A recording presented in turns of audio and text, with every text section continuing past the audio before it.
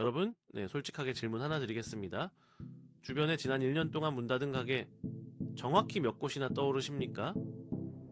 동네 단골 식당, 항상 가던 카페, 편의점까지 어느새 임대 딱지가 붙어 있지 않습니까?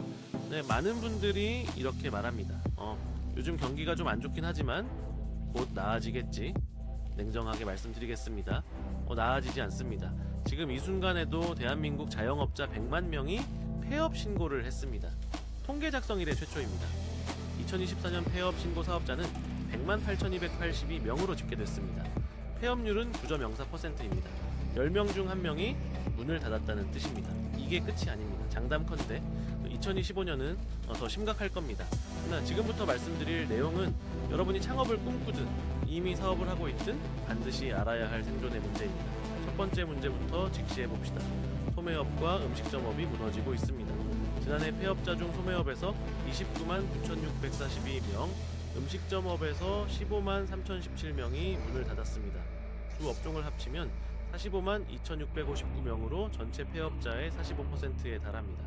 절반 가까이가 내수 업종에서 나온 겁니다. 폐업률은 더 충격적입니다. 소매업 폐업률은 16.78%로 2013년 이후 11년 만에 가장 높은 수준입니다. 음식점업 폐업률은 15.82%입니다. 6에서 7곳 중 1곳꼴로 문을 닫았습니다. 커피숍과 제과점만 해도 최근 1년간 8,600개가 사라졌습니다. 치킨 전문점은 3년 사이 3,050개입니다. 2025년 1분기에만 카페가 743개 감소했습니다. 여러분, 동네는 어떻습니까? 가게가 늘어나고 있습니까? 줄어들고 있습니까? 두 번째 문제는 더 심각합니다. 자영업자들의 소득이 무너지고 있습니다. 2024년 기준 자영업자의 평균 연소득은 4,157만 원입니다. 월로 환산하면 346만 원입니다. 2023년 직장인 평균 연소득 4,332만 원보다 낮습니다. 더 충격적인 건 영세 자영업자들입니다. 자영업자 10명 중 7명이 월 100만 원도 못 벌고 있습니다. 연소득 1,200만 원 미만이 75.8%입니다. 1,200만 원에서 6천만 원 구간이 20.5%, 6천만 원에서 1억 2천만 원은 2.3%, 1억 2천만 원 이상은 1.4%에 불과합니다. 장사를 해도 돈을 못 버는 겁니다. 착각하지 마십시오. 가게를 연다고 해서 돈을 버는 게 아닙니다. 대다수는 생존조차 어려운 겁니다. 정말 그럴까요? 숫자가 증명합니다. 세 번째 문제는 더욱 냉혹합니다. 젊은 자영업자들이 가장 먼저 무너지고 있습니다. 20대 폐업률은 20.4%입니다. 5명 중 1명이 1년 안에 문을 닫았습니다. 30대 폐업률도 14.2%로 두 자릿수입니다. 40대는 9.9%, 50대는 8.0%, 60대는 7.0%입니다. 젊을수록 폐업률이 높은 겁니다. 왜 그럴까요? 20, 30대는 유행을 좇아 카페, 디저트, 탕후루 같은 업종에 뛰어듭니다. 경험도 자본도 부족한 상태에서 트렌드만 보고 시작합니다. 결과는 처참합니다. 20, 30대 폐업자 중 1년 이하 폐업 비중이 26%, 1년 초과 5년 이하가 68%로 94%가 5년 안에 무너집니다. 다른 연령대에서는 1년 이하 폐업 비중이 16%, 1년 초과 5년 이하가 60%입니다. 젊은 사장님들이 훨씬 빨리 쓰러지는 겁니다. 여러분은 준비되어 있습니까? 잠깐 여기서 정리해봅시다. 지금까지 말씀드린 핵심은 세 가지입니다. 첫째, 폐업자 100만 명 시대가 왔고 소매업과 음식점업이 전체 폐업의 45%를 차지하며 16% 폐업률로 11년 만에 최악입니다. 둘째, 자영업자 10명 중 7명이 월 100만 원도 못 벌고 평균 소득은 직장인보다 낮은 월 346만 원입니다. 셋째, 20대 폐업률 20.4%, 30대 14.2%로 젊은 창업자 5명 중 1명이 1년 안에 무너집니다. 왜 이런 일이 벌어지는 걸까요? 현실을 직시합시다. 매수가 완전히 얼어붙었습니다. 2024년 소매 판매 액 지수는 전년 대비 2.2% 감소했습니다. 이것은 신용카드 대란이 있었던 2003년 마이너스 3.2% 이후 21년 만에 최대 폭 감소입니다.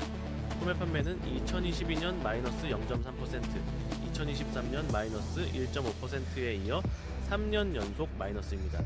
통계 작성 이후 최장 감소 기록입니다. 사람들이 물건을 사지 않습니다. 외식도 줄였습니다.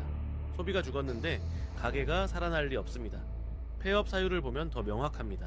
사업 부진이 50만 6,198건으로 전체의 50.2%입니다. 절반 이상이 장사가 안 돼서 문을 닫은 겁니다. 여러분의 매출은 어떻습니까? 작년과 비교해서 늘었습니까? 줄었습니까? 100명 중 95명이 줄었다고 답할 겁니다. 두 번째 원인은 빚입니다. 자영업자 가구는 전체 가구의 21.1%를 차지하지만 금융부채 보유율은 62.9%로 가장 높습니다. 평균 부채액도 1억 2,479만 원으로 전 집단 중 최고입니다. 개인 사업자 평균 대출액은 1억 7,892만 원입니다. 자영업자 3명 중 1명은 소득의 절반 가까이를 빚 갚는 데 쓰고 있습니다. 고위험 대출은 1,450조 원에 달합니다. 월 이자 부담액만 평균 84만 3천 원입니다. 매달 100만 원 가까이 이자로 나가는 겁니다. 장사가 안 되는데 빚은 쌓입니다. 이자는 계속 나갑니다. 결국 버틸 수 없어 문을 닫습니다. 악순환입니다. 세 번째 원인은 마포화입니다. 프랜차이즈 가맹점이 30만 개를 넘어섰습니다. 사상 최초입니다. 치킨집만 해도 프랜차이즈 가맹점이 3만 개에 육박합니다. 편의점은 5만 개가 넘습니다. 카페는 10만 개를 돌파했습니다. 같은 업종끼리 경쟁하느라 서로 죽이는 겁니다. 외식업 프랜차이즈 가맹점 폐점률은 14.9%입니다. 개점률은 21.5%인데 폐점률도 14.9%입니다. 10곳이 문을 열면 7곳이 문을 닫는 셈입니다. 이게 현실입니다. 치킨 전문점 절반 이상은 3년도 버티지 못합니다. 한식 음식점 50.1%, 피자 햄버거 전문점 51.0%가 3년 안에 사라집니다. 여러분이 창업하려는 업종의 생존율은 몇 %입니까? 자, 여기까지가 문제입니다. 이제 그 해결책을 말씀드리겠습니다. 첫째, 절대 유행을 쫓지 마십시오. 탕후루가 유행이라고 탕후루 가게를 차리고 카페가 많다고 카페를 열면 망합니다. 2024년 탕후루 가게는 1년 새 40% 줄었습니다. 유행은 빨리 오고 빨리 갑니다. 여러분이 준비할 때쯤이면 이미 시장은 포화 상태입니다. 대신 문제를 보십시오. 사람들이 진짜 필요로 하는 게 무엇인지, 지속 가능한 수요가 어디에 있는지 찾으십시오. 트렌드가 아니라 니즈를 파악하십시오. 미용실이 카페보다 생존율이 높은 이유를 생각해 보십시오. 사람들은 계속 머리를 자르지만 카페는 언제든 다른 곳으로 갈 수 있습니다. 구체적으로 실행해 보십시오. 둘째, 최소 3천만 원 이상의 여유 자금을 확보하십시오. 빚내서 창업하지 마십시오. 자영업자 평균 대출액이 1억 7천만 원이 넘는다는 건 대부분 빚으로 시작한다는 뜻입니다. 월 이자만 80만 원 넘게 나갑니다. 매출이 없어도 이자는 나갑니다. 임대료도 나갑니다. 인건비도 나갑니다. 버틸 수 있는 시간은 석 달에서 6개월입니다. 그 안에 손익분기점을 넘기지 못하면 문을 닫습니다. 최소 6개월은 매출이 없어도 버틸 수 있는 자금을 준비하십시오. 효과를 보게 될 겁니다. 셋째, 창업 전에 최소 6개월은 해당 업종에서 일해보십시오. 경험 없이 시작하는 건 도박입니다. 20대 폐업률이 20%가 넘는 이유가 뭡니까? 경험이 없기 때문입니다. 직접 일하면서 업종의 특성을 파악하십시오. 매출 구조, 원가율, 인건비, 피크타임, 비수기를 몸으로 익히십시오. 이론으로 배우는 것과 현장에서 경험하는 건 완전히 다릅니다. 주의할 점이 있습니다. 프랜차이즈 본사 말만 듣고 시작하지 마십시오. 직접 가맹점주들을 만나 현실을 물어보십시오.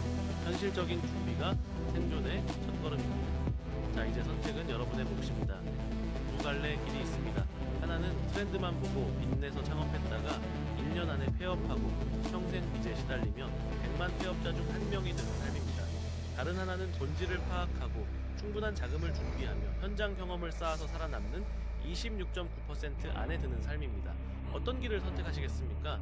거창하게 시작하지 마십시오. 오늘 창업을 결심했다면 모든 걸 당장 시작하라는 말이 아닙니다. 딱 한 달만 창업하려는 업종의 가게에서 아르바이트를 해보십시오. 그리고 사장님께 솔직하게 물어보십시오. 한 달 실제 매출이 얼마인지, 순이익은 얼마인지, 정말 이 일을 원하는지 말입니다. 그게 시작입니다. 작은 준비가 큰 실패를 막습니다. 선택은 여러분의 몫입니다.